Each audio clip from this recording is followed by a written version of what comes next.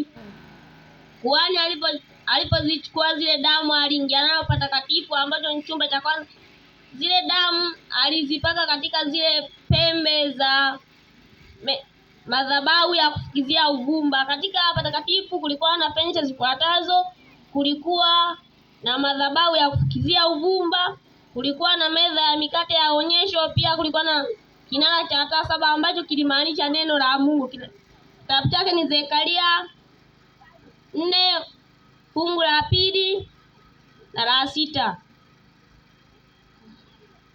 Yesu aliingia katika patakatifu mwaka wa 31 AD na alitoka mwaka 1844. Hivyo mdhambi anapochukua zile dhambi anapochukua kuhani anapochukua ile damu anapopaka kwenye zile madhabahu,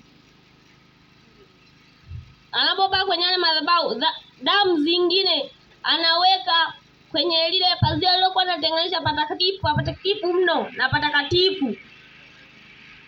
Hizo damu ziliwekwa kama kumbukumbu. Mtu anatoka amesamehewa, lakini inakuwa mabaki kumbukumbu ya kwamba aliwahi kutenda dhambi.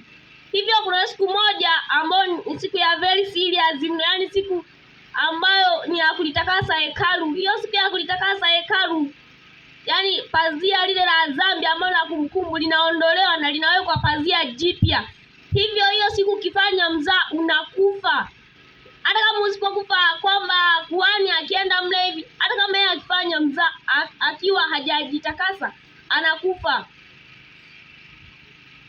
Karibu wa patakatifu.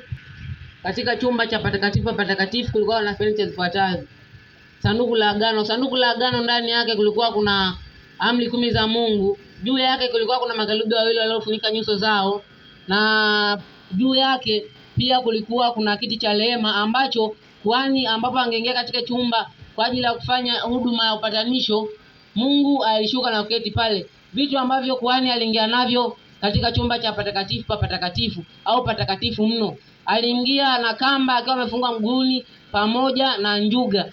Kamba ilitumika kwa ajili ya kufuatilia kila hatua ya tendo atakalolifanya kuhani. Pia aliingia na uvumba, ambao ule uvumba uliwakilisha ni rehema ya Mungu. Kwa maana ukisoma katika kitabu kile cha Kutoka 33 fungu la 23, anaelezea kwamba mtu kwa maana mwenye mwili akikutana na Mungu naye atakufa, na ndio maana alikuwa ni maana ya ule uvumba kwamba wema wa Mungu. Pia baada ya upatanisho, kuhani alitoka mle katika kile chumba. Baada ya pale kulikuwa kuna siku ya kulitakasa hekalu. Ile siku ya kulitakasa hekalu walikuwa wanachukua lile pazia, kwa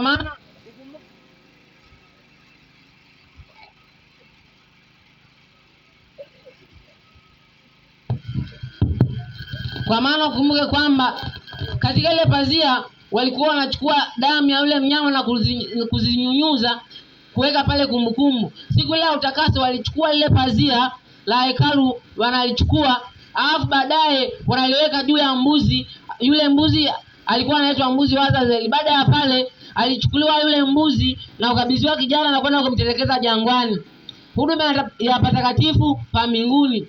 Huduma ya patakatifu pa mbinguni ilianza mnamo mwaka wa 31 AD ambapo Yesu aliingia katika chumba cha patakatifu mwaka huo, na pia aliama katika chumba hicho cha patakatifu na kuingia katika chumba cha patakatifu mno mwaka 1844, ambapo mle anafanya hukumu ya upelelezi. Lakini hukumu ile ina sehemu 3. Sehemu ya kwanza ni hukumu kwa ajili ya walio hai.